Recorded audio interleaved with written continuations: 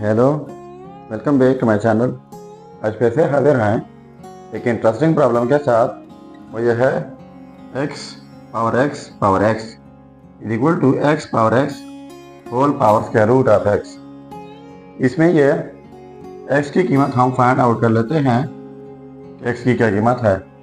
लेकिन इससे पहले आपको पता होना चाहिए कि x की ये शर्त है कि ग्रेटर दैन 0 होगी। चलिए अब हम स्टार्ट कर लेते हैं। देखो, x power x is equal to, इनके लिए हमारे पास एक रूल है, यह है x power a whole power b is equal to x power a and b। यानी जब किसी बेस के ऊपर दो पावर हो तो दोनों पावर्स प्रोडक्ट होते हैं।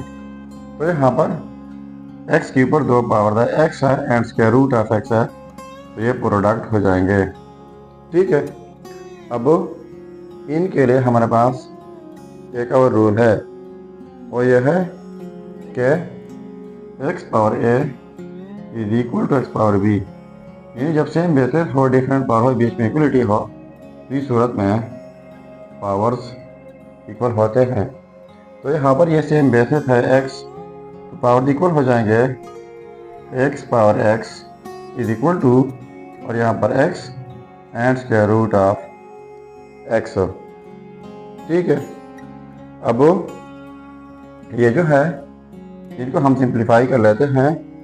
तो कैसे होगा, x power x is equal to, ये x डॉट x लिख लेते हैं और स्क्वायर रूट की जगह लिख लेते हैं 1/2। ठीक है, अब इनके लिए हमारे पास एक रूल है, और यह है x power a dot x power b is equal to x power a plus b। यानी जब सेम बेसिस हो, डिफरेंट पावर हो, बीच में प्रोडक्ट हो, तो इस सूरत में की बेस किया जाता है और इनका पावर ऐड किया जाता है। तो ये हो जाएगा x power x is equal to, ये सेम बेसिस है, यहाँ पर पावर 1 है, तो ये की बेस हो जाएगा x, और ये पावर ऐड हो जाएंगे 1 + 1/2। तो x power x is equal to x power, अब यहाँ पर डिनोमिनेटर में 1 है, तो LCM हो जाएगा 2। तो अब 1 लिख लेते हैं, इसी LCM को 1 के साथ डिवाइड कर ले तो 2 हो जाएगा, प्लस 1 लिख लेते हैं, फिर इसी LCM को 2 के साथ डिवाइड कर ले तो ये हो जाएगा 1। So x power x is equal to x power, ये हो जाएगा 2 + 1 डिवाइड बाई 2। ठीक है, तो x power x is equal to x power, ये हो जाएगा 3/2। तो इस रूल के मुताबिक जब सेम बेसिस हो, डिफरेंट पावर हो, बीच में इक्वलिटी हो, तो इस सूरत में पावर इक्वल होते हैं। ये पावर इक्वल हो जाएंगे, x इज इक्वल टू 3/2। तो ये रहा हमारा फाइनल रिजल्ट।